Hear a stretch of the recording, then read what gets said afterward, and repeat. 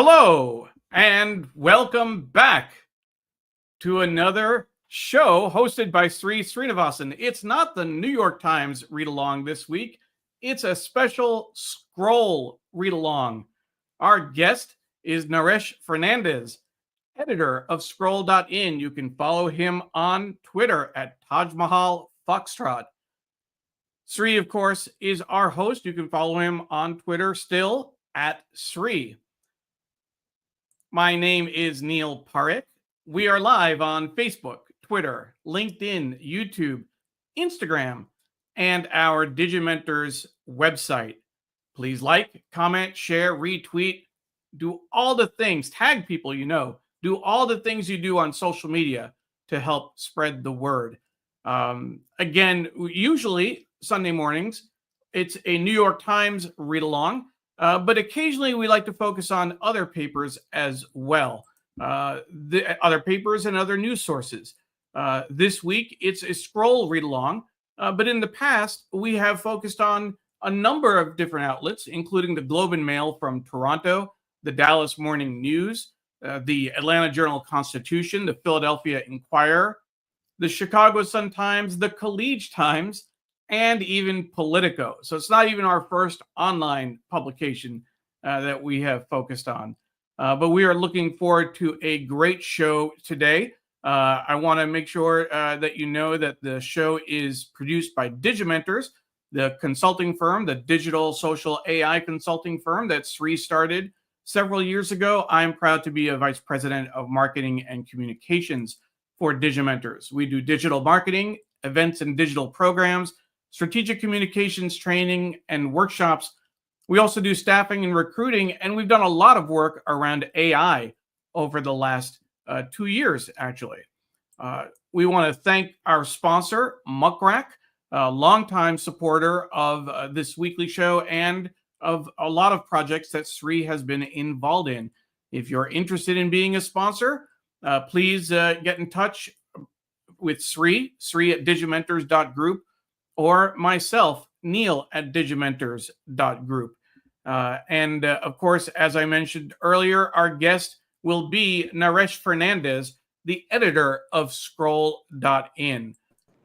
We are always happy to be with you. I want to make a special plea and let everyone know our hearts go out to everyone in Southern California dealing with the wildfires.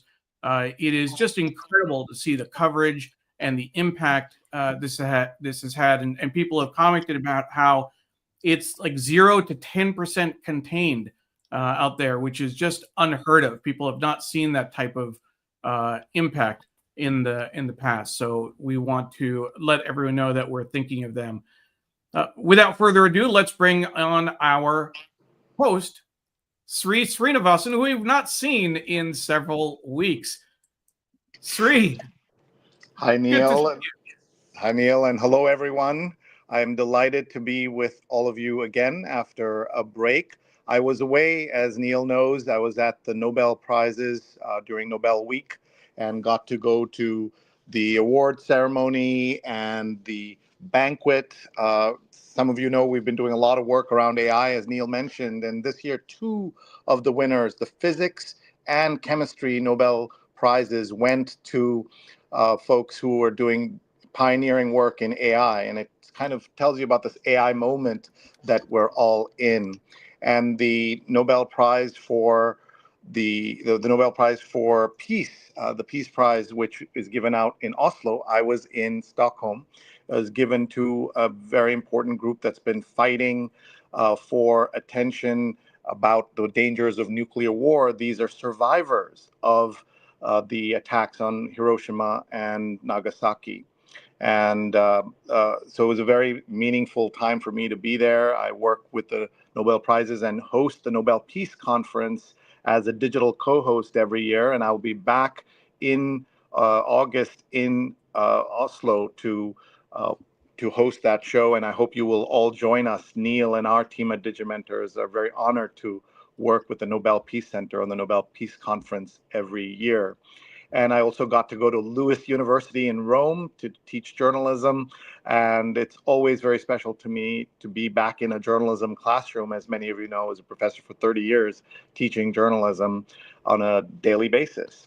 And then, unfortunately, I was in Chennai in India to be with my father-in-law because we lost our wonderful mother-in-law in December. And to spend time with him, to be with him, was very meaningful for me.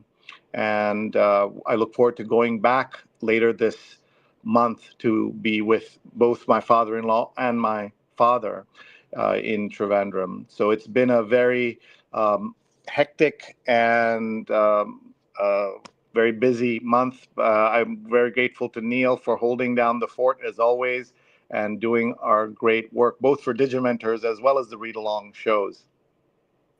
Sri, I saw Rupa for the first time in person, but also want to share with you, of course, my condolences on your mother-in-law's passing. I know how close you were with her, and you're very close with your father-in-law as well.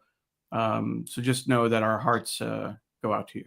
Oh, thank you. I appreciate that very much. I am very happy that we are going to be back in the new year with this very important show, our Scroll Read Along, with our friends and partners at scroll.in, one of India's most important independent news sites. And we'll have so much to talk about with Naresh Fernandes. And he's a former student at Columbia Journalism School, and I've known him now for, I think, 30 plus years. And I'm just delighted that he will be with us. We have folks joining us from all over. Let's just say hi to some of the folks. Shashi says, Happy New Year. Love Scroll.in, joining from Potomac in the Washington area. Jonathan's watching from New York.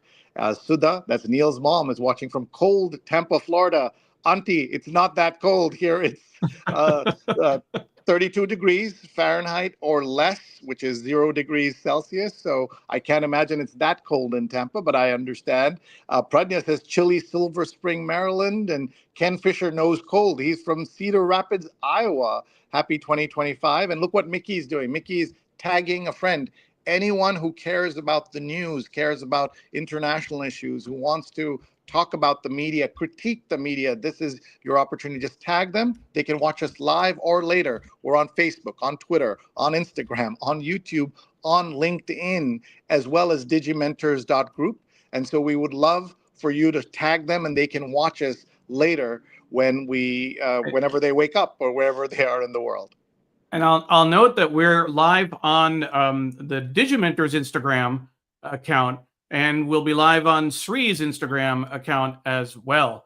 So you can watch it there. One of the things to note with the show is that if you're watching on almost every other channel, Facebook, Twitter, LinkedIn, YouTube, and our website, as soon as the show is over, it'll be available on the same links right after we're done. With the Instagram, it doesn't work exactly the same way. It's a live event.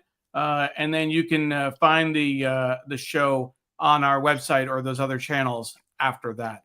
But we appreciate the folks. I was just going to say, for folks who comment on Instagram, we can't put your comments on screen, but I'll monitor both accounts and read stuff off as they come up. And we also want to thank Doug for watching from California, where it's 5:40 in the morning. I was in San Francisco for a day basically this week, and I rode in my first Waymo driverless taxi. And that was quite an experience, kind of scary to be there as the steering wheel turns by itself and you're sitting in the back. But if you go to my Instagram at SriNet, I posted the Instagram live recording that you can see there. And Dan says, looking sharp. Thanks, Dan. Appreciate it. Paula's watching from Tallahassee, Florida. And Gunther is watching from Austria. And Dr. Tachi from Fort Lauderdale. She has a great set of shows on Instagram. Please check her out. Naomi's watching from a chilly Rhode Island. Look at all these folks watching from around the world. We're so grateful. And look at what Pradnya is doing, tagging people. Everybody do that right now on your favorite channels, and your friends can watch. And Diane Stefani, great collaborator with the show. Chili Margate, thoughts on friends dealing with the California fires. We appreciate that. Jonathan says, my cousin in LA may have lost his house in the fires. We are so sorry for your friend, for your cousin, and to everyone whose friends and loved ones have lost their property. We've had, I think, about a dozen deaths also. So we'll talk about the coverage in detail later on. And we want to now bring on our friend Naresh Fernandes, who is the editor of Scroll.in, really important publication that everybody should read. Everyone should become a member. We'll talk about how that works. Naresh is a graduate of Columbia Journalism School and an author, and someone who is a great observer of the politics, society, culture of India, as well as the United States. And I'm thrilled to welcome Naresh Fernandes to our show. Thanks so much for having me, Sri. And my condolences to you on the loss of your mother-in-law. We spoke briefly when you were in India, but I'd like to offer them publicly. Good morning. Good morning to you all in America from Bombay, where it is the evening. You will have to forgive me if there is occasional honking in the background, and because of the Bombay air, I have a bit of a cough. So if you hear me hack, it's not that I have some strange Asiatic disease. It's sort of just reacting to Indian air. And so we'd all have heard about how bad the air is in Delhi, but you're telling us in Mumbai it's bad as well. So Bombay, we always prided ourselves on the fact that air pollution was something that happened with those barbaric northerners in Delhi. And that we had the refreshing air of the sea, since we're a coastal road, that would sweep away those little microparticles. But because of the enormous rise both in construction and in vehicular pollution, Bombay is pretty bad now. And some days we've been as bad or worse than Delhi. So, and this is becoming a problem all over India. I'm sad to hear that. And in Delhi, I was then in Delhi for a few hours during my trip, and I could feel the pollution for sure. Naresh, people will notice as we talk that I will use Mumbai, you'll use Mumbai, sometimes Bombay. Explain how come you use Bombay as often as you do. So the name of the city was changed in 1995 after bloody riots in 1992 that were essentially a pogrom against the city's Muslims. And when the Shiv Sena won the state elections after that, they changed the name of the city almost as a mark of triumphalism. And the city has always had multiple names. If you were referring to it in English, you called it Bombay. If you were speaking Hindi, you'd say Bombay. And if you were speaking Marathi or Gujarati, you'd say Mumbai. And this multiplicity, this plurality was something we were all comfortable with.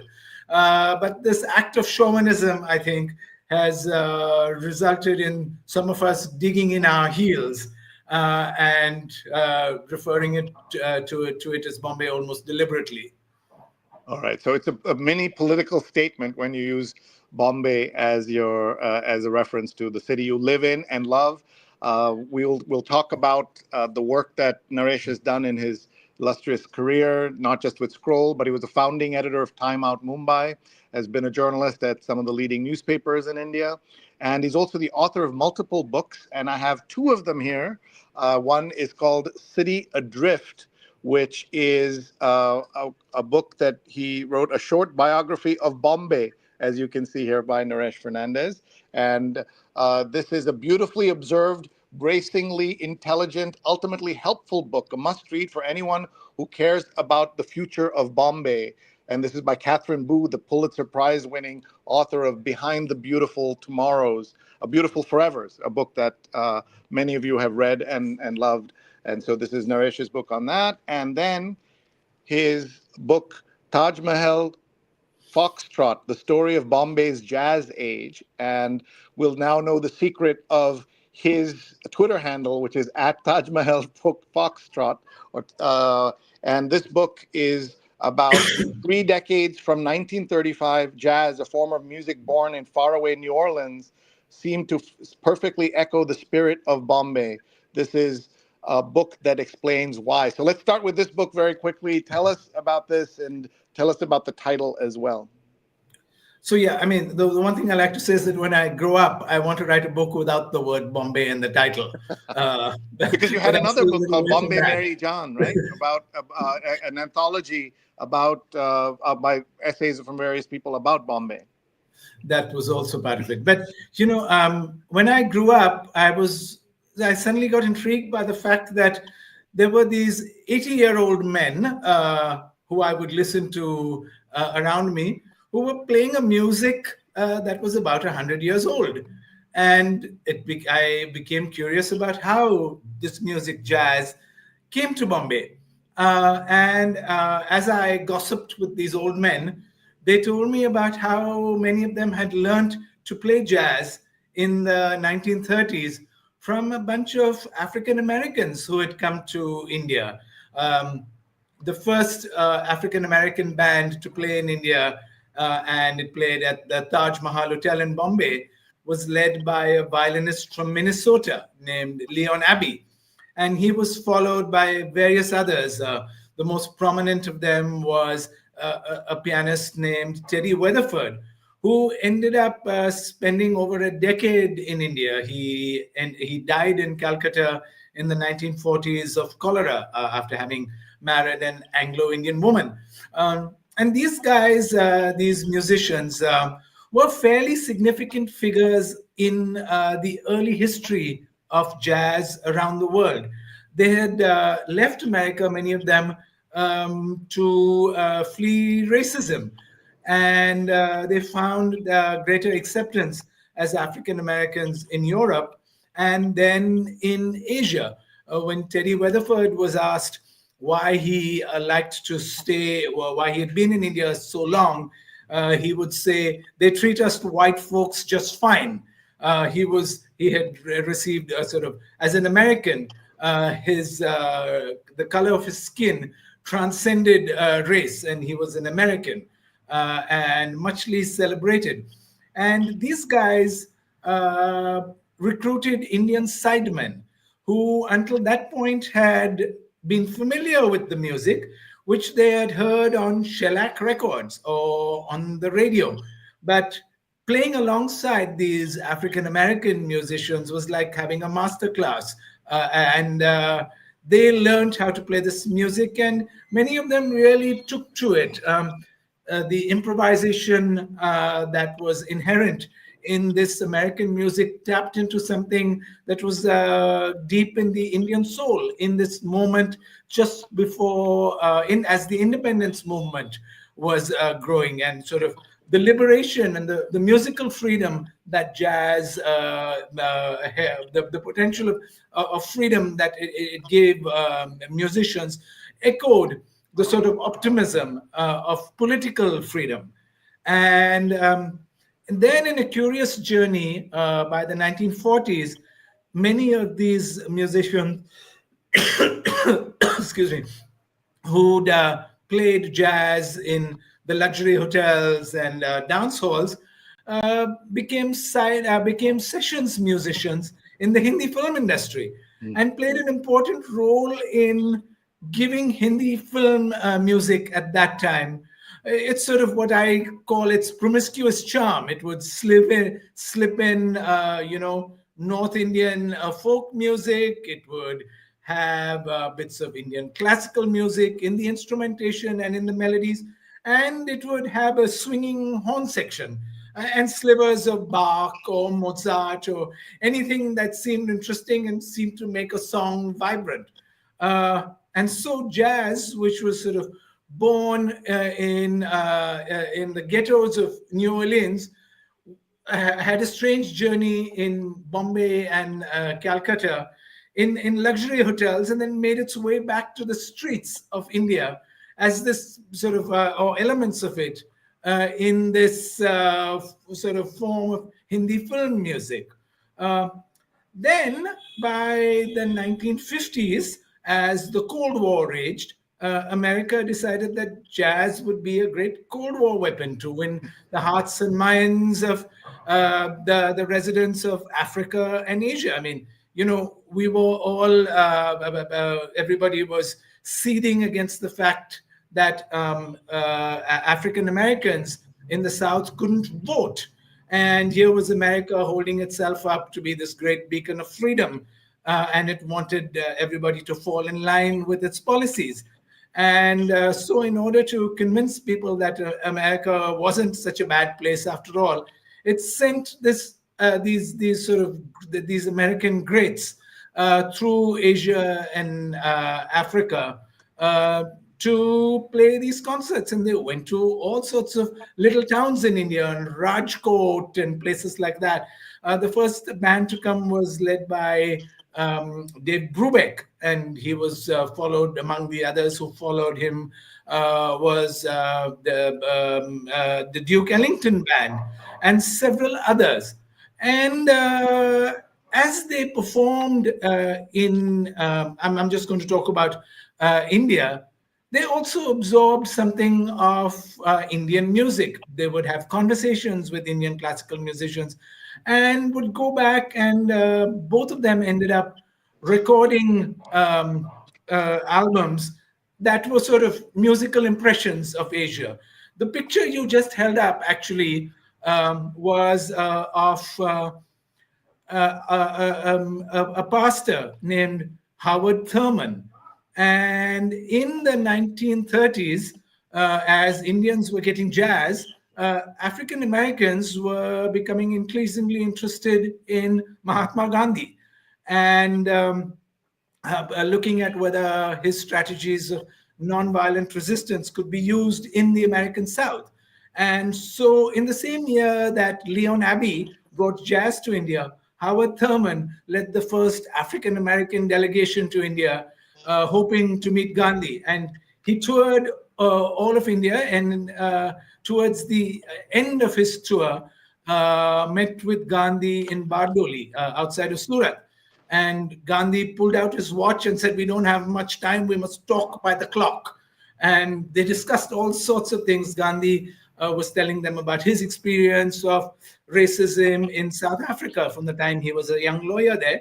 But it ended with Gandhi asking the delegation to sing him to sing spirituals. And so I always wondered what it was like to have "Were you there when they crucified my Lord" ring out in rural Gujarat in the 1930s. But so that sort of was the very long arc of my book. Amazing. Pradnyath, there's a total education on jazz in Mumbai. Dr. Tachi says the African-American connection to India through jazz is fascinating. I never knew this. And Chris Gorman's watching in New York and says hello to you. Shafali is watching in Charlotte, North Carolina. Hi, Shafali. Thanks for being here. And folks are watching from all over. It's wonderful. Thank you. Keep sharing the show with your friends and family. There's some great other pictures here. And by the way, this was, I thought maybe an Indian woman, but this is his wife, Sue Bailey Thurman, began an extensive tour of India in October 1935. And there are just some beautiful pictures here. This is of a performance in a hotel. That's the Taj. That's the Greens Hotel, as you can see from the G on the bandstand. And that is a trumpet player named Cricket Smith, who's sort of particular importance to me. He had sort of he was part of this group of musicians who, after the First World War, went to Paris because they were disillusioned with the fact that many of them had fought in the First World War for freedom. And then they went back home to America and found that the freedom that they had fought for in Europe didn't accrue to them.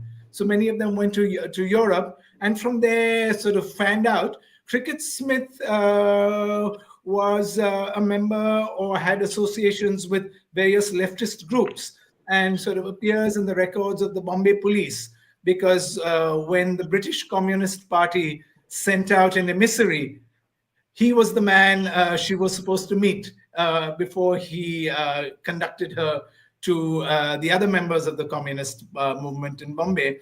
But he also led a group called the Symphonians, which went to into the studio and recorded a song that gives my book its title, Taj Mahal, a Foxtrot.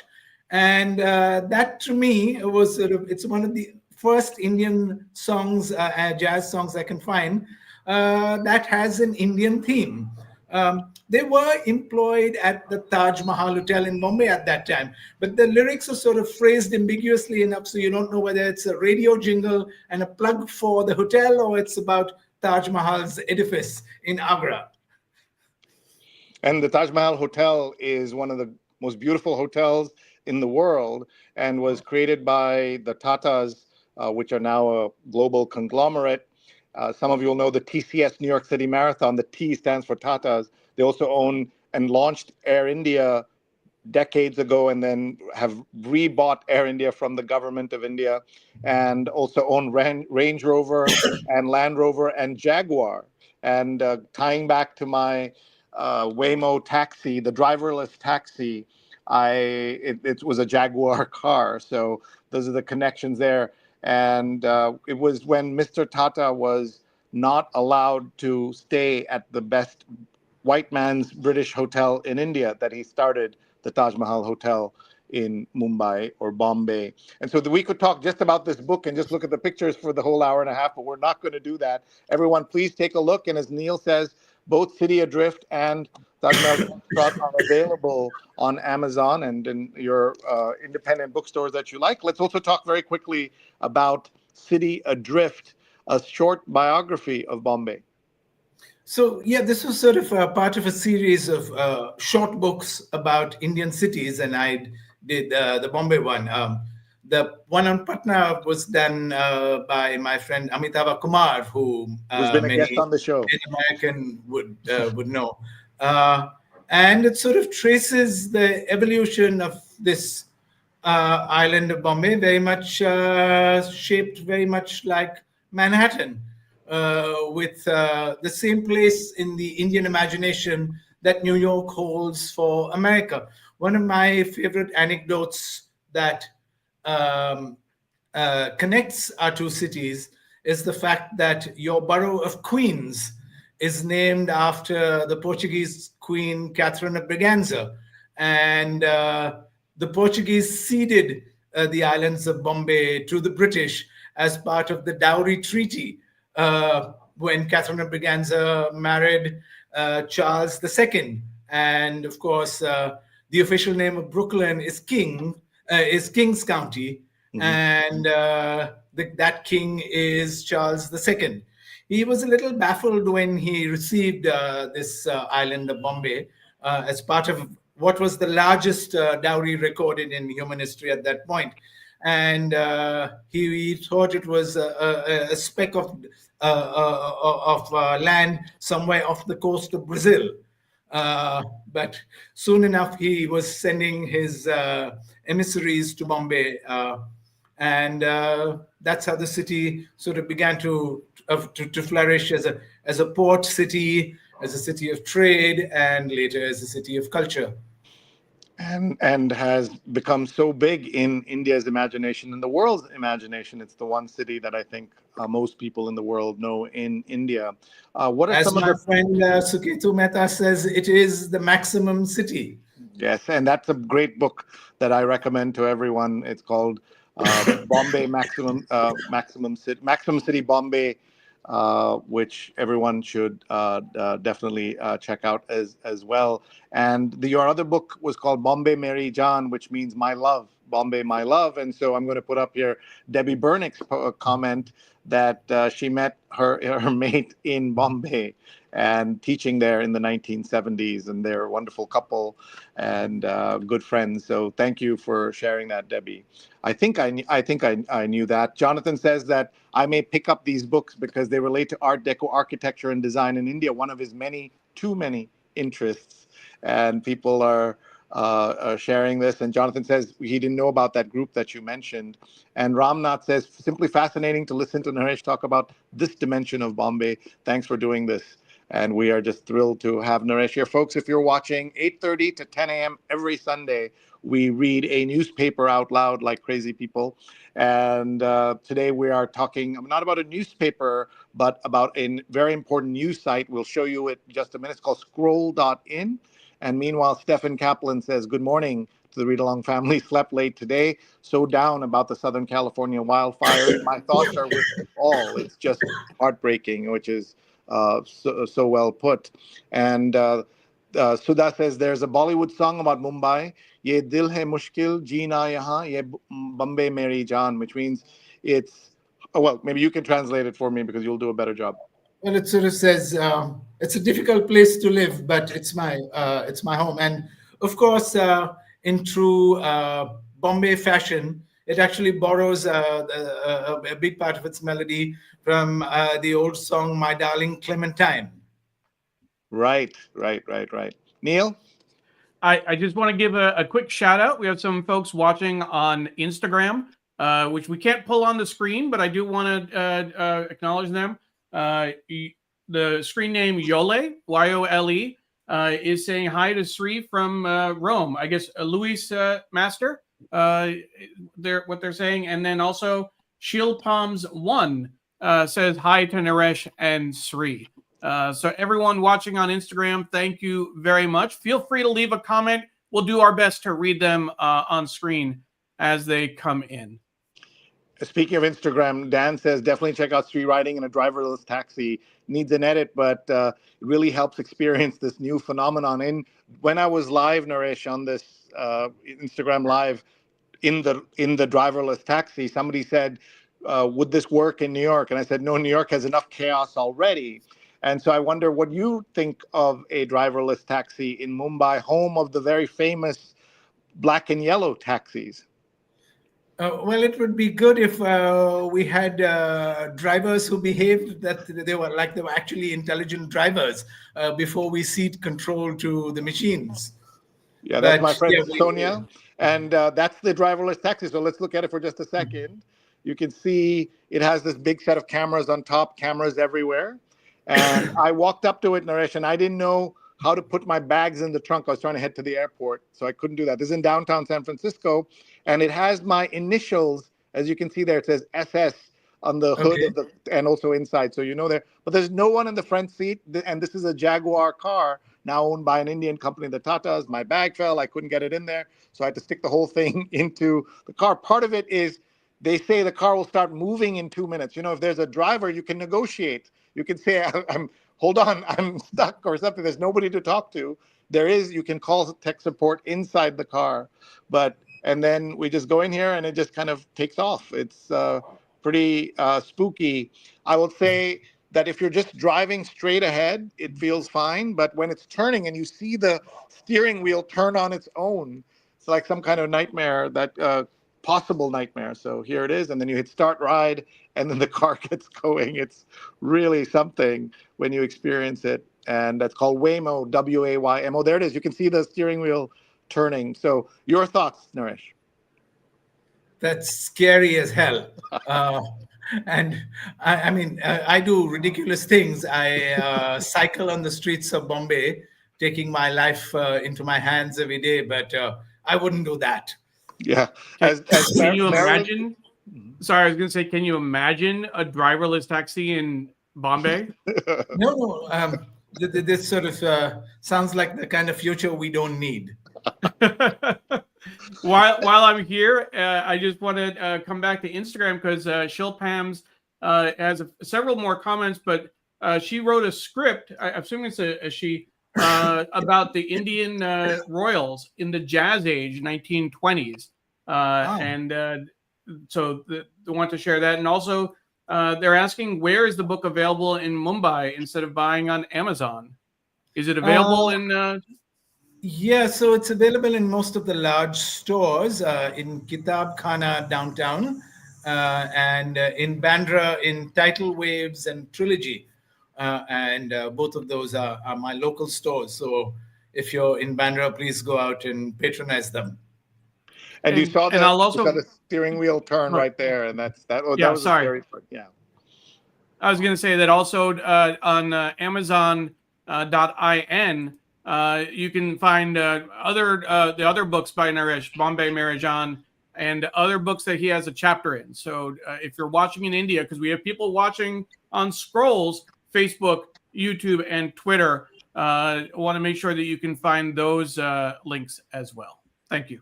Thank you. And Reggie says, heard someone here in Australia who went to the US and experienced the driverless taxi. He was stoked and scared at the same time. I think that was my experience as well. It's available in San Francisco, in the city proper, as well as in Phoenix. And it's sort of like being in an Uber, but with this driver that you don't see. And you can play music. At some point, I did get to there's a Bollywood is one of the main options that you can listen to. So I was playing some Bollywood songs there, Naresh, as I was. Did you figure out how to open the boot the next time you take one of these? Yes, I think on the app you have to hit open the trunk, and you could have done that, but I didn't know, and partly because of this 2 minutes the car starts moving thing was very scary, so I didn't want to get caught with that. Folks, you're listening to the New York Times Read Along. That's Naresh Fernandes today doing a scroll read along with me here in New York. He's in Mumbai, in Bombay, as he prefers to call it, and we are discussing his career as a journalist, his books, City Adrift, a short history of Bombay, and the Taj Mahal Foxtrot, which is the story of Bombay's jazz age. And we've just made a connection to a book written about the royals of India and the jazz times before that. And so, in fact, Suketu has a blurb here. It says, Fernandes is among the best narrative historians working in India today, and his new book is a triumph of storytelling. Taj Mahal Foxtrot's got the beat, he says. And there's also a quote from the Hindustan Times. The book is an archive and a museum disguised as a book. I can think of no higher praise than that, because it's so beautifully put together. And so I was able to find those very quickly, Naresh, because I keep the books that my friends write in a very place of pride. So it's actually for the people who don't want to go out and buy the book but get a sense of it. The stories that didn't fit into the book on my website, tajmahalfoxtrot.com, which is also sort of evolved into an archive, both of memories by readers of that time who've sent me their stories, but also of recordings from that time. So if you like creaky jazz from the 1930s, there's a section on tajmahalfoxtrot.com where you can go and listen to that stuff. Excellent, excellent. So we are talking about the news and culture and society stories that are covered so well in Scroll. Scroll and Naresh and I have been collaborators for years, and we're so delighted that Naresh can join us. Folks, tell us where you're watching from. Tell us how you're spending your Sunday. I'm sorry, look, you're contagious, Naresh. I don't know how you did that. And it's a computer virus. A computer virus. We want to tell everyone about Scroll.in, which is one of India's most important publications. It would be fair to say, I will say this because he may not say it, but one of India's most important publications, one of South Asia's most important publications. It's an independent website that he'll explain in just a moment. What's happened in the Indian media landscape is that newspapers are still popular. You go to homes like my dad's home, we get 7 to 8 newspapers, including including in English, as well as in Trivandrum, the Malayalam language newspapers. But it's a very vibrant newspaper scene that Naresh will tell us more about. And then there's the television channels. So in the US, we have something like 3 to 4 all news 24-hour news channels. In India, there are upwards of 100, maybe 200 of 24-hour news channels, and most of them have been co-opted and are very biased towards certain political parties in their various parts of India.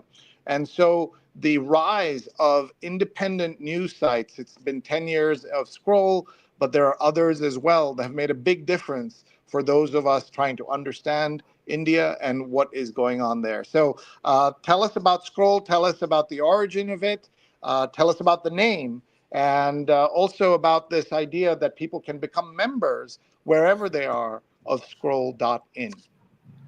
Yeah, so Scroll actually turns 11 on the 26th of January, which is India's Republic Day. And we started at a time when sort of the independent journalism, but the possibility and the potential of journalism on the web was still uncertain. We call Scroll because our design is sort of like Facebook. You scroll down stories. And when we first started to design the website, it filled me with horror because as a newspaper journalist or as a print journalist, there was no way to designate in this early design which story was more important than another one. And we realized, of course, at that time that because of social media, the idea of hierarchy in the news was actually disappearing, that people were accessing stories not so frequently from the homepage of a website, but from their social media feeds. But after a while, we did change our design after several years. And so now we designate a story as being the story of the day. When we started, we set ourselves a task. We said that we would cover the news that matters and the things that make life worth living, which meant that we recognized that as a small organization, we couldn't cover everything in this vast, complex country, but we tried to cover the stories that were significant and the stories that a lot of the mainstream media was not covering. This meant that we were going to cover areas of the country that you don't hear a lot of news about, and also sectors that are often undercovered. So that meant Kashmir, the Northeast, central India, where there has been a war against Maoists going on for many years, and sectors like agriculture and the environment.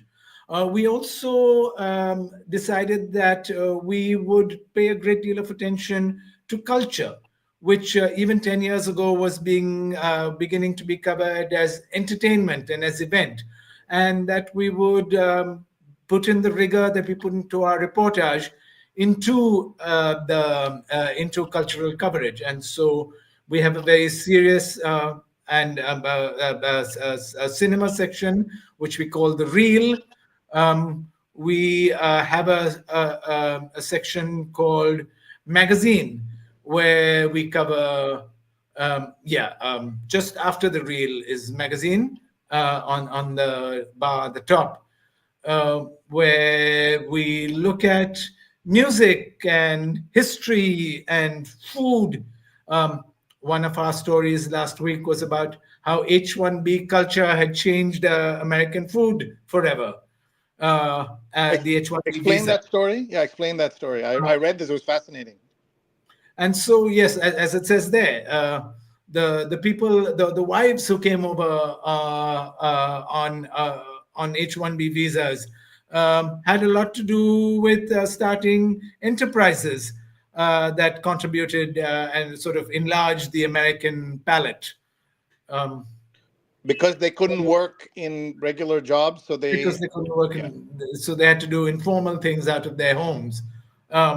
We have a magazine, a video magazine program. 1 second, I'll just tell people if they're wondering what this photograph is. This is from the movie The Namesake, and this is Tabu and Irfan Khan in The Namesake, the Mira Nair film, based on the Jhumpa Lahiri book. And they, I think this was before the H-1B visa, but they came as. I mean, he lives here, and she's brought in as a bride. And so let's talk, before we move on, just about this sign that says this is not a paywall.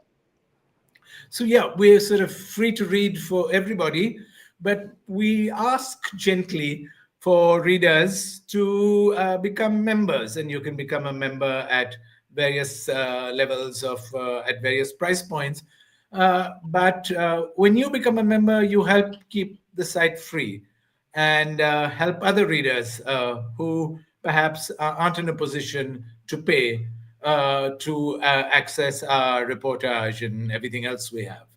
No, and look at you, all dressed up. And this was when Scroll turned 10 a year ago, and you're turning 11. And so, folks, those of you who are interested in India, coverage of India and Indian America, please do check out scroll.in and check out the membership. And what is the member rates? It varies, right? It varies, and you get sort of the higher the price point you come in at, you get newsletters, you get the chance to speak to editors at virtual meetings that we have. If you're in India, sometimes you can meet us at a meet space meetings. So they still use the phrase, the word meet space, Sri? MEAT space. I've not heard that in a long time, but it was the counter to cyberspace. So cyberspace and meet space, MEAT space, where we were meeting IRL. I prefer to use the word IRL or in real life. But I think that's the word we used when I was taking a class with you in New York in 1996.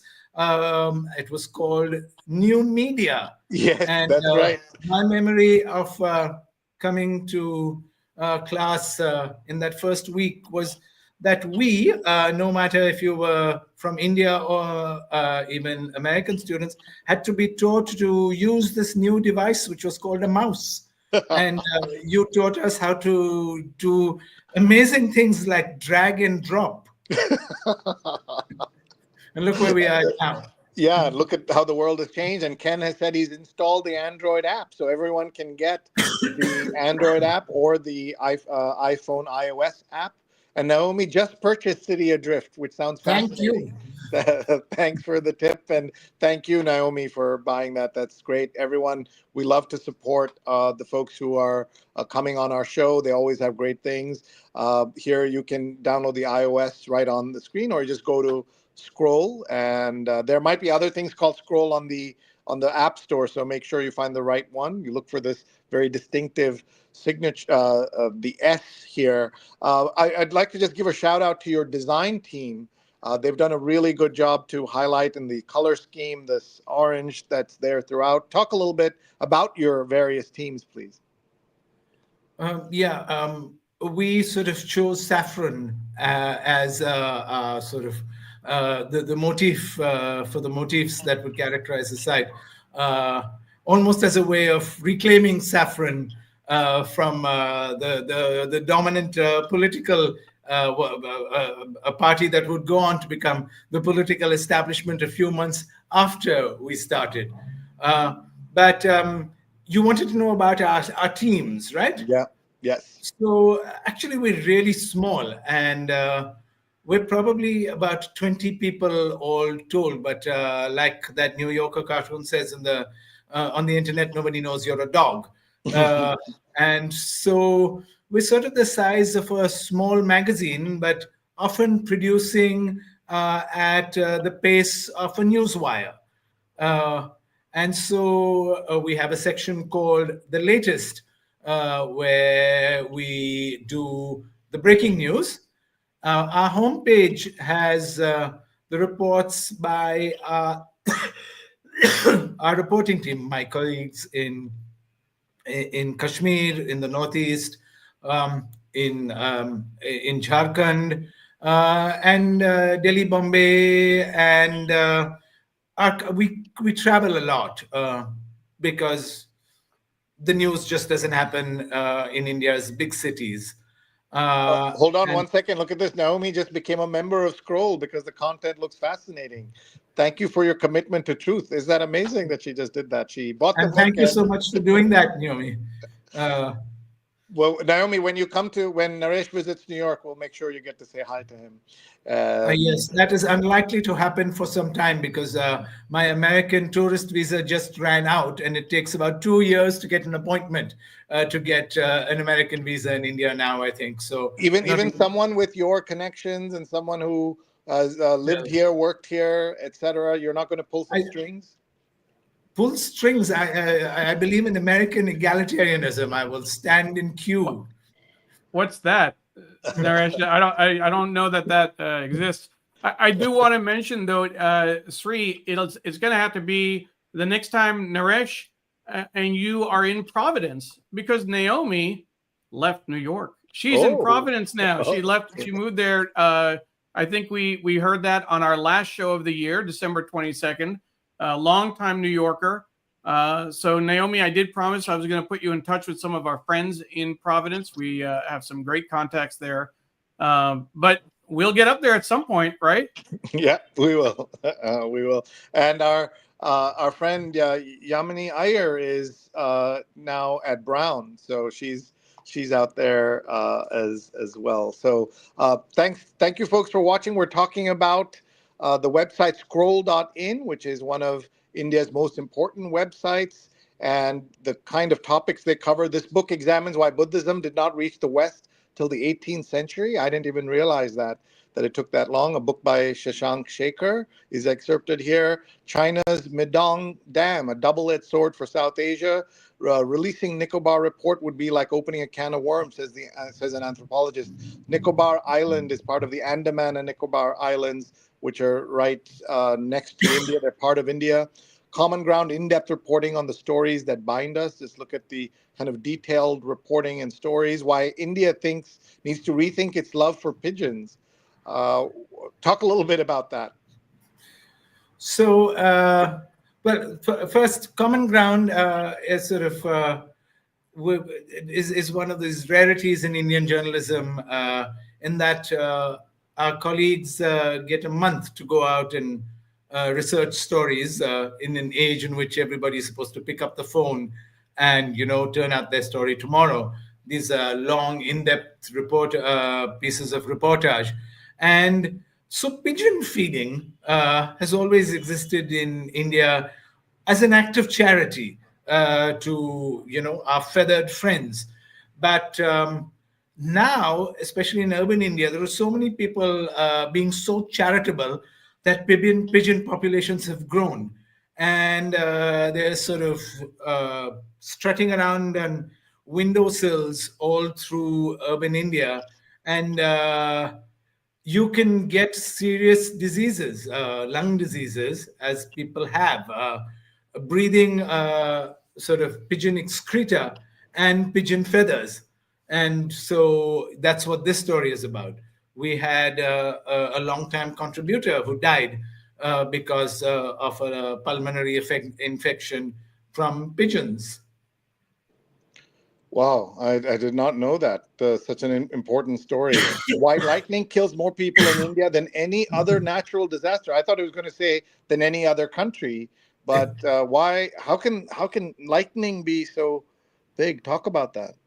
We have lightning storms, and Indians just there's not enough, as this says, cannot easily access information about what to do during a lightning storm. So people often will go and take shelter near a tree, for instance, which is a prime target for lightning to strike.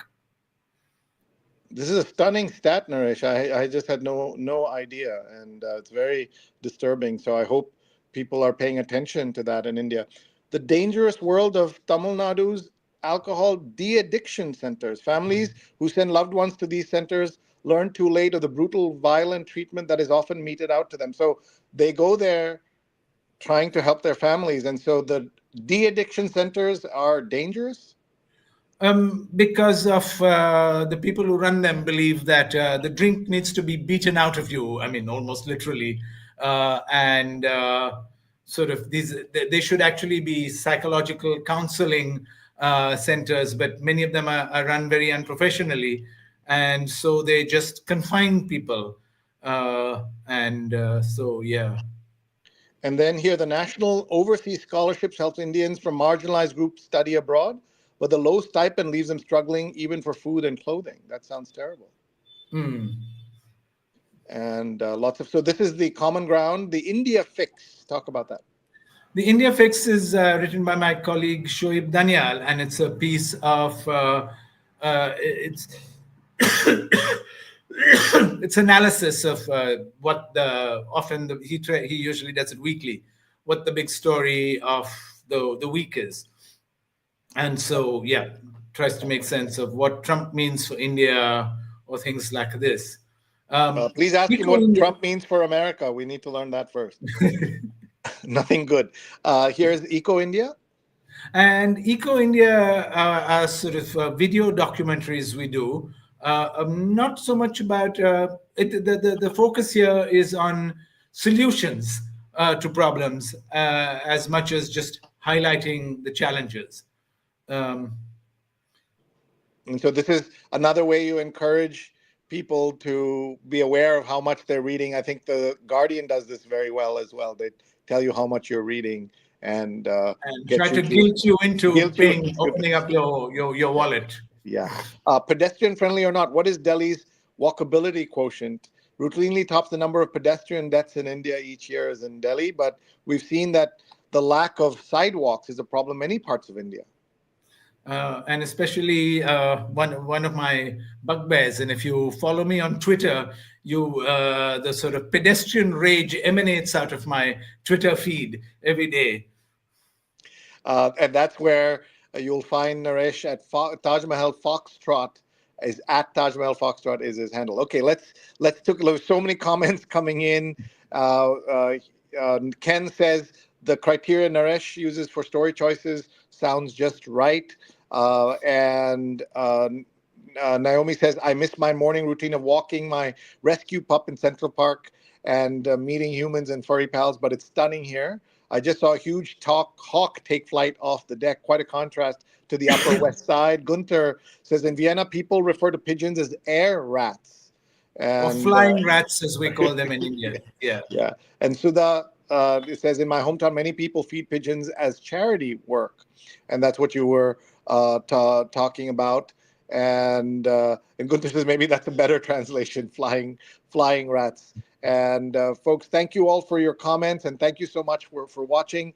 I also want to give a shout out to our friends at Muckrack, who are our sponsors, and we're very grateful for everyone who has supported us. But Muckrack has been there for us for many years. Check out muckrack.com. If you're a journalist, you can get a free verified account there and mini website and portfolio. And if you're not a journalist, but you're in the comms business, you certainly know Muckrack. It's the largest group of verified journalists in the world, and you can find their information and connect with them. So check that out. Folks, we have about half an hour to go with Naresh. I want to hear what else he's working on before we get to the New York Times and have him critique the paper with us. So Naresh, what else are you working on, and how can people help the amazing work that you're doing and the kind of the media scene in India? So, we're part of a clutch of independent websites. There is News Laundry, there's The Wire, there's News Minute, there's Article 14. And over the last year, actually, we've all realized that it also helps for us to collaborate on big stories. And so we've done that in all sorts of ways. When the elections happened, we all got together to do an election TV show. And we're able to draw in a range of experts, but also reporters from around the country that none of us would have been able to muster up individually. But also for big data stories, for instance, or complex stories, we've come together, and suddenly you have a team of 25 reporters, each of whom can break down a smaller piece of the story. So that has been one of our great learnings and achievements over the last year and a half. We've also been working, and as you pointed out, it's sort of the flavor of our times, on AI tools, trying to, and that's unusual, I think, for small newsrooms. But my colleague Sanuta Raghu, who is our in-house AI expert, is now in demand to speak about AI around the world. She's currently on a fellowship at Oxford, trying to work on a very specific problem. And I'm not sure, sort of, Sri, you will appreciate this, in that the voice models that AI trains on are all Western. Yep. And they can't say Naresh Fernandes or Srinath Srinivasan or Tiruvananthapuram, which even I can't seem to say very well. Uh, and so that's among the things we've sort of trying to find a fix on. And we've got quite far along with that. But we're looking to develop AI tools that we can then help other newsrooms use.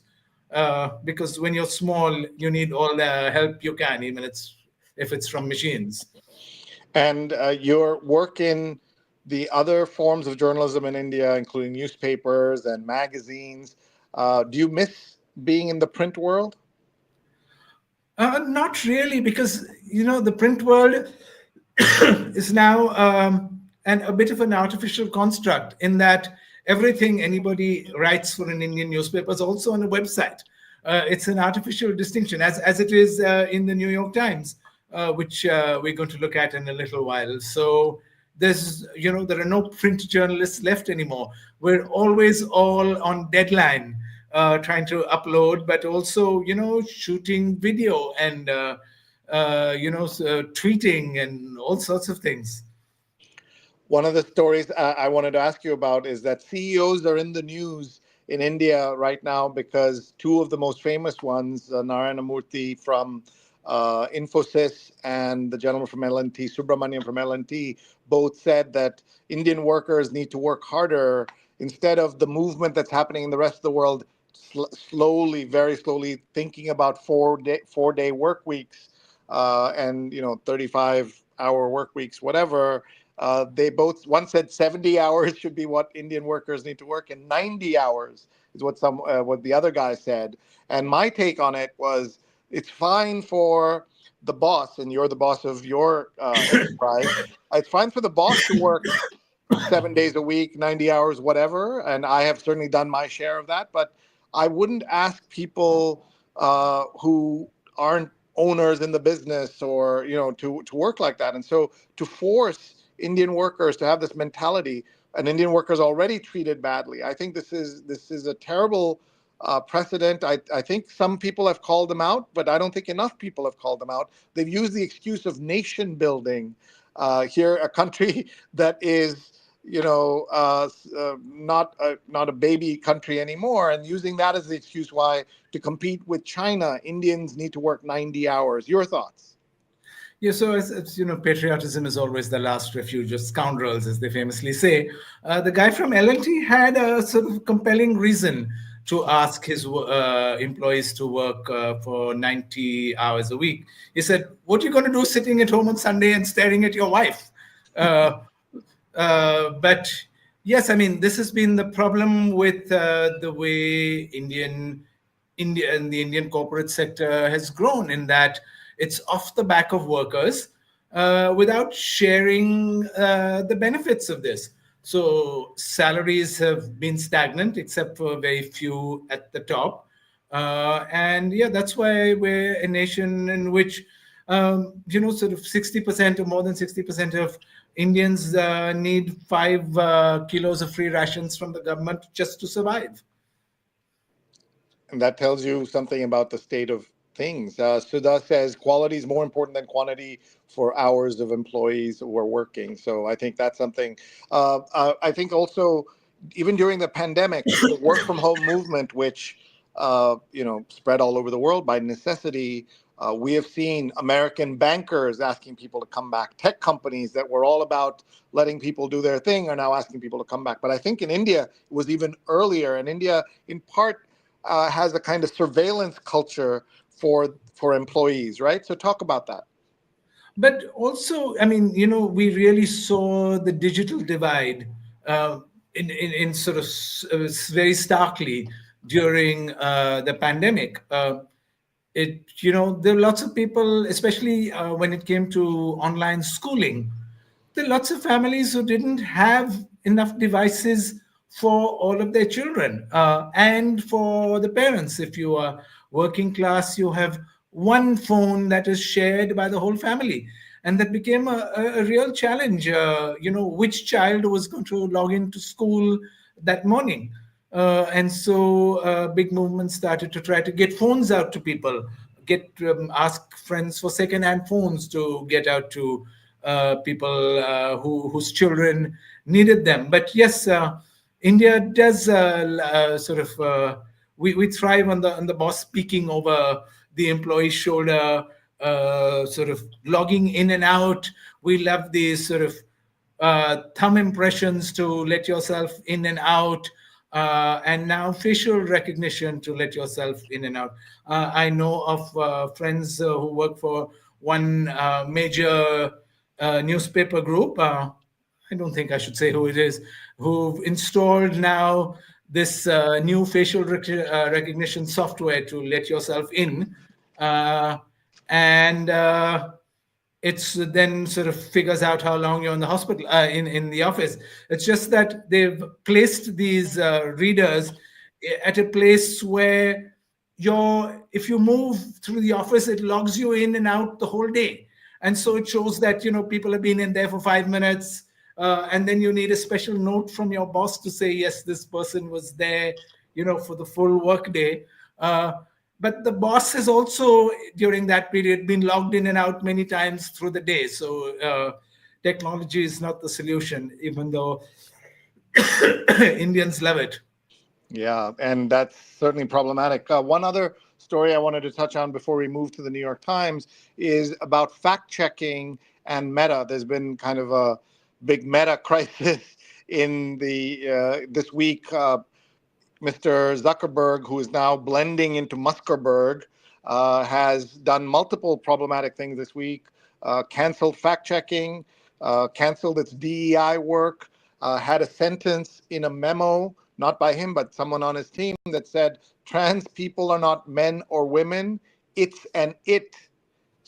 How would any company write anything like that? And then went on Joe Rogan and just said a whole bunch of nonsense. And he just had kind of the worst week ever. But at the same time, his net worth has just gone up because people, corporate America and Wall Street, loved that he's kind of canceled all the fact checking. My experience with fact checking in countries in Asia, Myanmar, Sri Lanka, people died because there wasn't enough fact checking, enough misinformation being fought. I was in Sri Lanka. They were saying that they were begging Meta back in 2018, 2017 to please have more Sinhalese and Tamil translators to understand the fact-checking issue, because people were being killed as a result of it. And here in the US, Naresh, a lot of people can be cynical about Facebook. Oh, nobody's on Facebook anymore, it's dying. But he has, between Facebook, between WhatsApp, as well as Messenger and Instagram, he has something like 3 to 4 billion people on his platforms. And in countries like India, those platforms are even more important than they are in the US. So, as you know, Sri, sort of the war on truth has been waged in India for the last 10 years, ever since the BJP came to power, and the war on fact-checking. Our most prominent fact-check site is something called Alt News, and Mohammad Zubair, one of their employees, has been in jail because they so hate what he does. So sort of we know what a right-wing attack on fact-checking looks like. But as you pointed out, WhatsApp is an extremely important source of misinformation in this country. And it's every time sort of progressives want to sneer at the latest bit of misinformation that somebody spews, you say you're a graduate of WhatsApp University. So yes, y'all are in for rollicking times. And something that certainly people should be paying attention to about what's going to happen with this and what are the dangers of this as well. I don't think people understand that. I just wanted to show you that back in I can't remember what date this was. There in 2019, I said India and Indian America are awash in misinformation, fake news, viral memes. But here are two new to me sites that every uncle and auntie must see. They're like Snopes for India, Boom Live and Alt News. And the kind of things that they have to fight and talk about are just so important.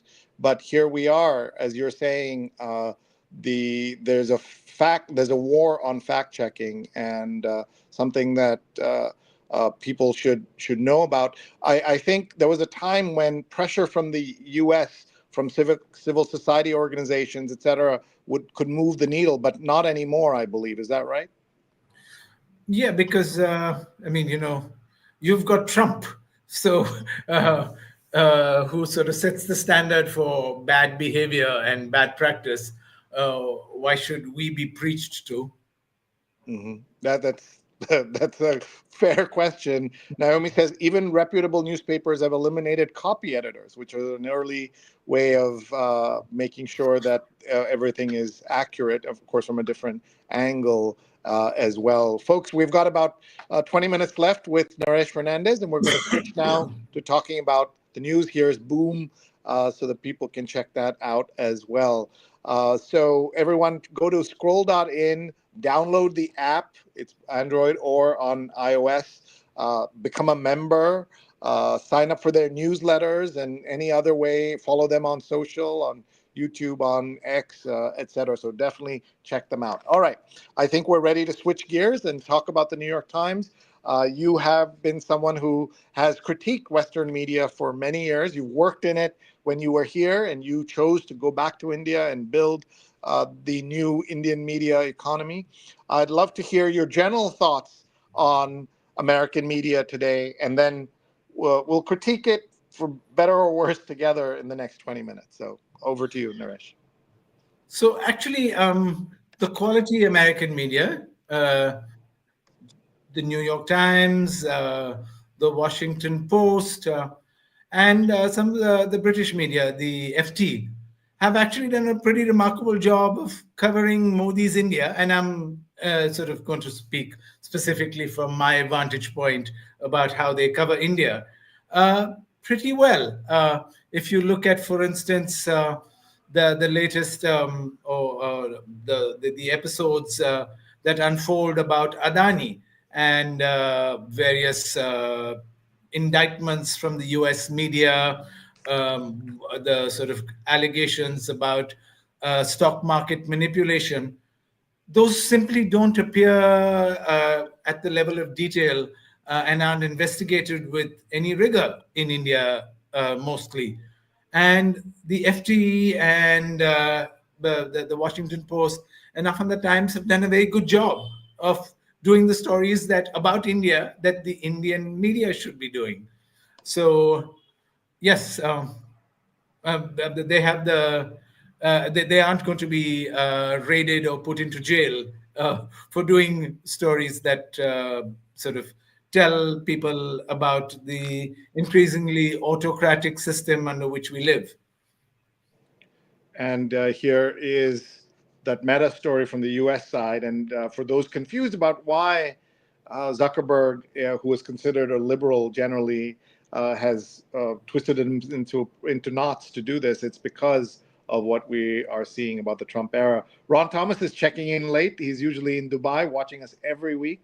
I'm sorry I missed you in Dubai, but you're in Verona, New Jersey. So let's hope you can come visit us. And in fact, he was one of our last guests in person in my apartment, Naresh, just before the pandemic. We must have met in January of 2020. And then, of course, the pandemic happened. And just looking through all the stories here, the power of photography, I think you do a very good job in your publication of images, visuals, maps, photography. And I think we're seeing in the pandemic, all through the pandemic, the value of photography. And now in a story like this, to see what's standing. One of my friends, family friends, their home was completely gone. The only thing that was standing, Naresh, was their chimney. And here you see a staircase. And some people are asking, why are these homes burning down? Because most of them are not made of concrete. Many of them are made of wood and are older homes as well. Any thoughts about what India does that we can learn from in terms of fighting climate change? Because this is partly certainly because of climate change. Well, we're not doing enough about climate change. So I think it's a problem that countries around the world are grappling with. And India, of course, sort of has the attitude that the West has grown rich from burning fossil fuels, and now it's our time to burn fossil fuels. I think a short-sighted view that fails to recognize that everybody will be inundated by those rising oceans. And so you saw the scroll story a little earlier about Nicobar, and the problem there is that the government has proposed to build this enormous port for big vessels in this extremely fragile area, which has sort of indigenous people whose lives will be disrupted because of this, but it will involve cutting hundreds of thousands of trees. And we were actually the first news organization to be able to get a reporter out there to talk to people on the ground about this. It wasn't the easiest thing because you have to go out by boat, and it was monsoon, and there's only one boat sort of every 8 or 9 days, and it's a sort of this because these are small islands, the authorities surveil you all the time. But yeah, these among sort of that was an important story that we did, and those trees. This project will contribute to climate change. So yeah, so we want everyone to go to scroll.in and search Nicobar, Nicobar, the island that he's talking about. And Dr. Tachi says, do agree that emerging markets do need to be aware of burning fossil fuels for the good of the earth. However, I hate that is now falling on the shoulders of these markets to solve the problem. Very well said, Dr. Tachi. Check out our Instagram shows, folks. Follow her on there, and you'll learn a lot, I promise. Linda is watching, joining late. And good morning from Lancaster, Pennsylvania. Thank you. So a couple of interesting stories here in Moldova. Wine cellars, a chill toward Putin. They're removing him from any signs on. Apparently, there were some bottles with his faces on it. This story: erasing Tibetan's culture, one child at a time, and this is happening in China. And of course, India has played a major role in Tibetan history by allowing the Dalai Lama, then a young boy, to move to India in 1959. And it sort of provides such a contrast to the hostility we have towards especially Rohingya refugees now, but refugees from other parts of the region. This government has passed what they call the citizenship, as pushing the Citizenship Amendment Bill, that fast tracks citizenship for everybody, for people from other parts of the region, if they are not Muslim. And it is Muslims in other parts of the region who are actually under greatest threat. If the Rohingyas being sort of prime examples of this.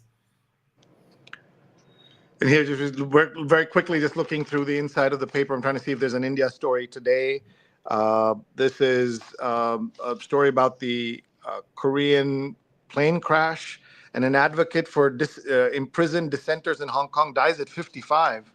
That's really scary. Xiu Ka-chun at Baptist University in 2016. And Lebanon's leader calls for masses of refugees to head home to Syria. And India, of course, has deep relations and is a player in kind of Middle Eastern larger geopolitics. And here's the story about Tibetan culture, 2 pages inside about this. And LA is staring at an all too real disaster story. Of course, the place that brings us Hollywood and all those disaster movies is now in a kind of disaster zone itself. The Sunday Styles cover is once a quiet haven for artists. Bucks County, Pennsylvania is quickly becoming a celebrity enclave. And I bet, Naresh, that we're going to see many celebrities move away from California to other places. Anand Babu says, good evening from India. Thank you for watching. Wherever you're watching, please subscribe to the channel you're on, either on YouTube. We're also on the Scroll channels. We're so delighted that we're on the Scroll channels and part of our collaboration with you, Naresh. Thank you. Vanessa Friedman, waiting for the next revolution. New designers have an opportunity to once again change how we dress. And let's see what else is in the news. What is you've been generally positive about the quality U.S. news, but I'm sure you have thoughts that are not always so positive about American media and maybe even the New York Times. At this stage, I'm just vastly envious of the resources that the big American papers like the New York Times put into their coverage. No Indian organization matches them. So yes, I'm sort of mellowing in middle age, Sri. The man who got away. Samuel Landy evaded extradition treaties, dabbled in crypto, and took advantage of all that the offshore world has to offer. By the way, some of you wondering about the Greenland story. It's partly because Trump's biggest advisors, Peter Thiel and others, look at Greenland as a place where they can start a new country or new crypto-based world. Economists see influence wane in policy circles.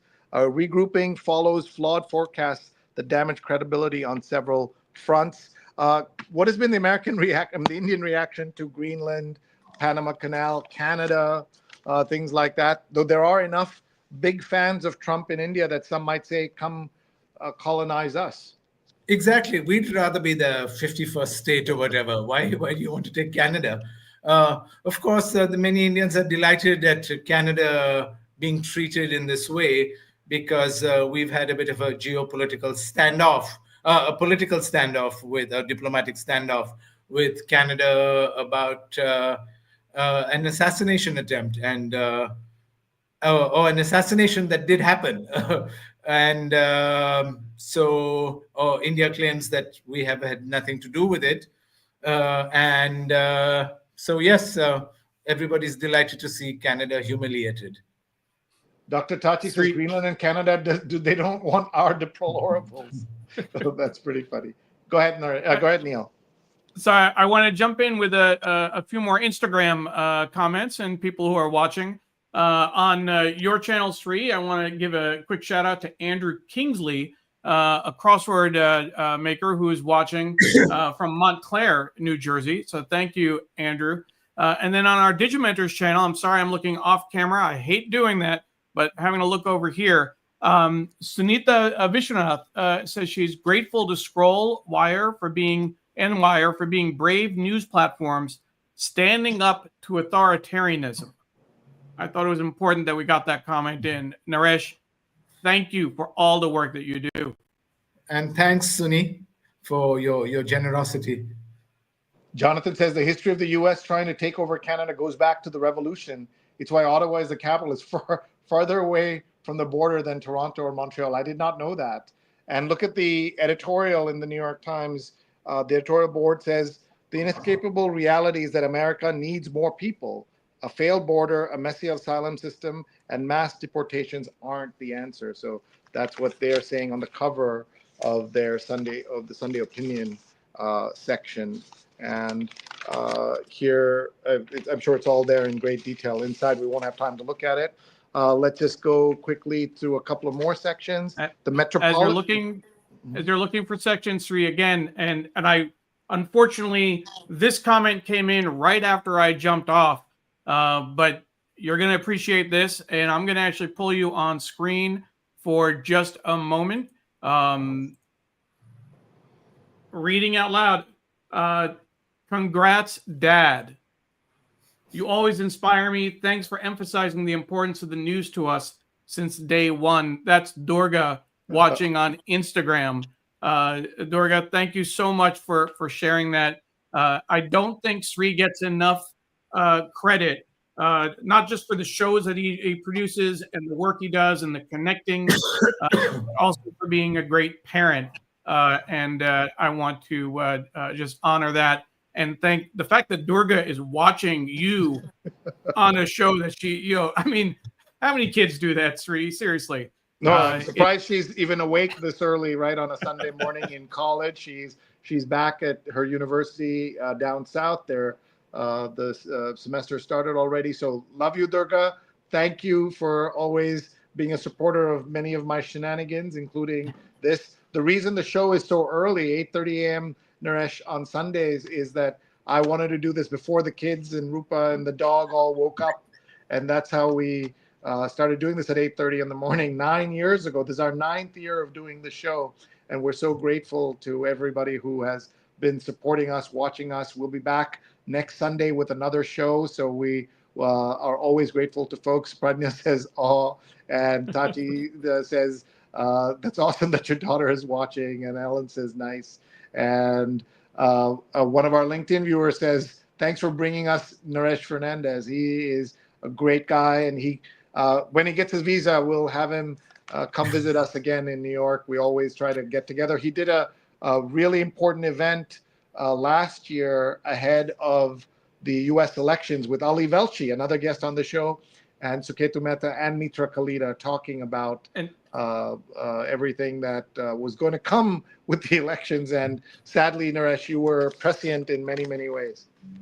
And on LinkedIn, Sri, that was Anusha Srivastava from Columbia watching. Great. So, thank you, Anusha, for always supporting everything we do. She's the Dean of Careers at Career Services at Columbia Career Development at Columbia Journalism School, and was just in India recruiting students from India to come and study at Columbia Journalism School, and is a great resource, so people should know her. Here's a story in the Metropolitan section about the Met Museum, about how a lucky break at the Met led to a dream of a lifetime for a sculptor from Egypt.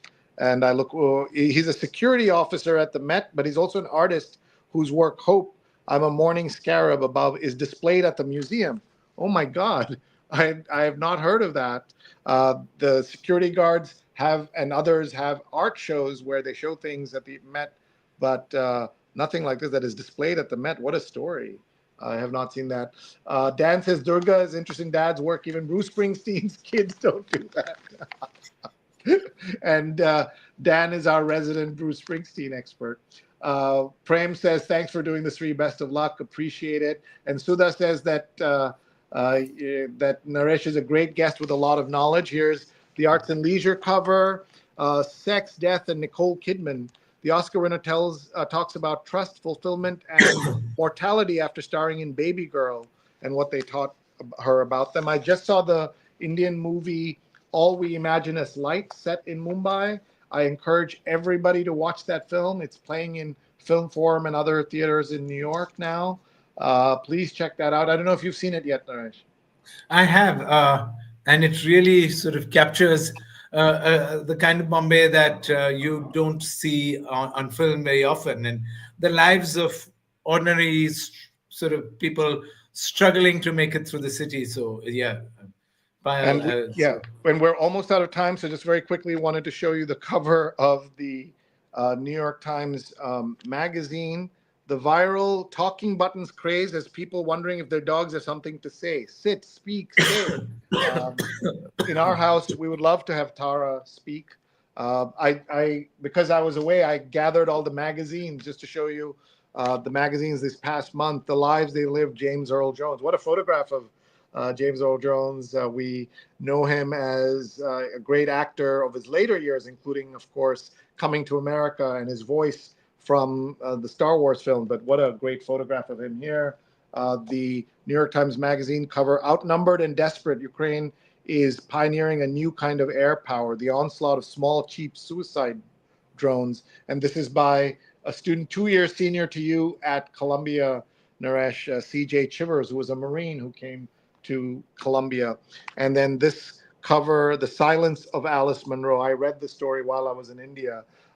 Awful story. The Nobel Prize winning author was told by her daughter that her husband, that is the girl's stepfather, was abusing her, had abused her for years and years, and she did nothing about it. And so the silence of Alice Munro. And then the last cover here that I saved, Escape from Gaza.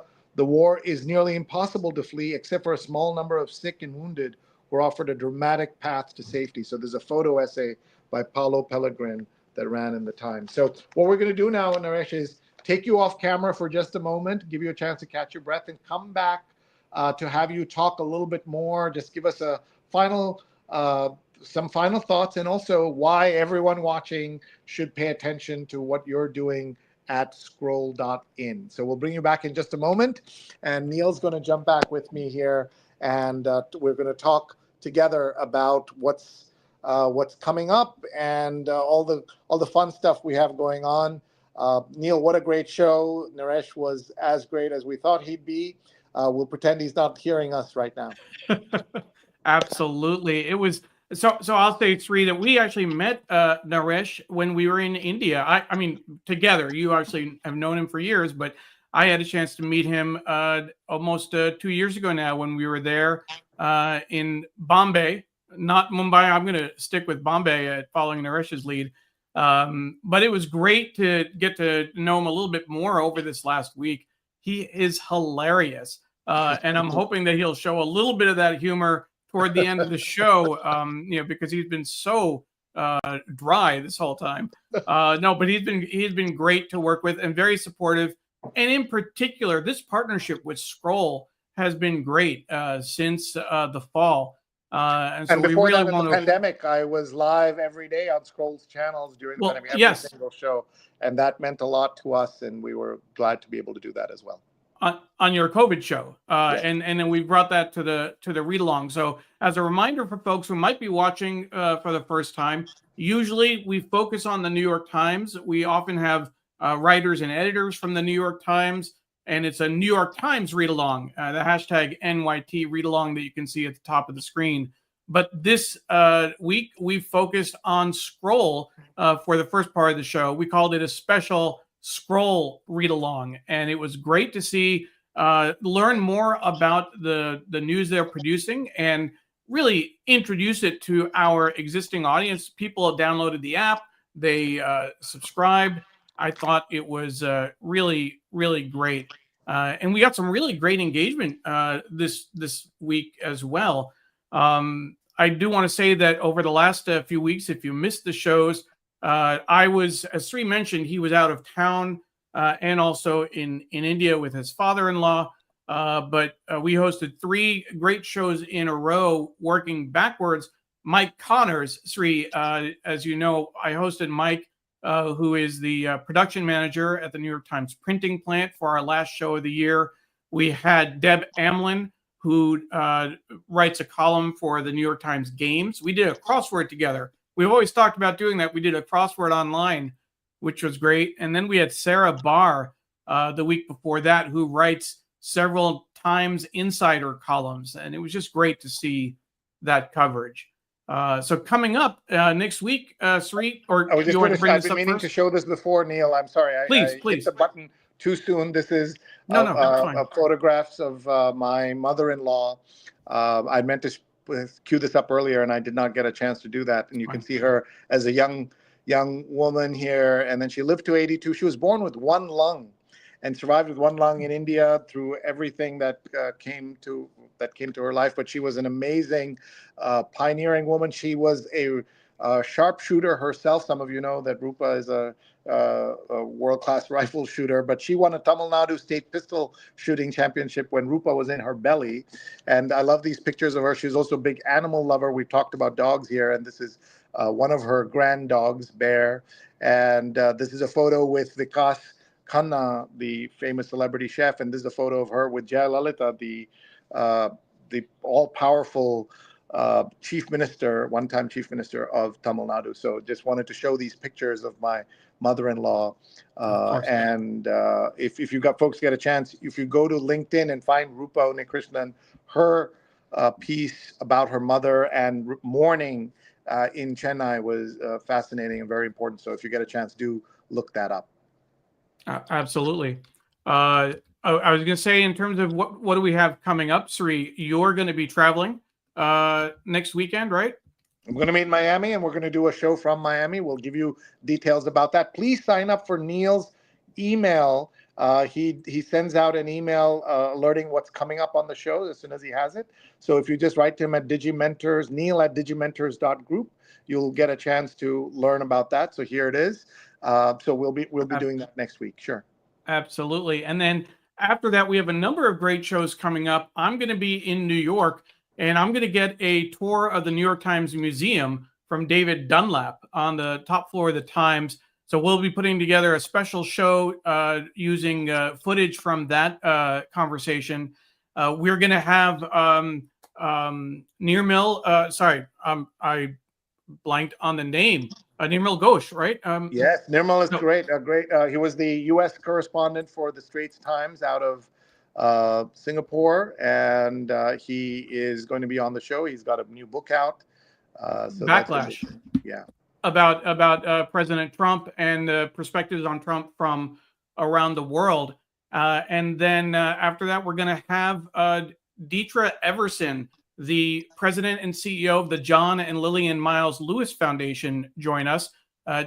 It's the 85th birthday for John Lewis coming up this year. So there are a lot of plans that the foundation has, and I'm proud. Through Digimentors, we've been working with the foundation for the last year. So we've done a lot of work with them, and looking forward to sharing some of those plans with you. And then we also, later in February, we will have one of our frequent viewers, Sri Deborah Kerr, is going to be joining us. She is actually on a trip to Antarctica at this very moment, and she's going to come back and share some of the pictures and the stories from this National Geographic sponsored trip. So just a great lineup coming up in the next several weeks. And you mentioned John Lewis, so I want to show everybody my Twitter profile photo is with John, who had this great, among his many brilliant lines, was that we all came on separate ships, but we're in the same boat now.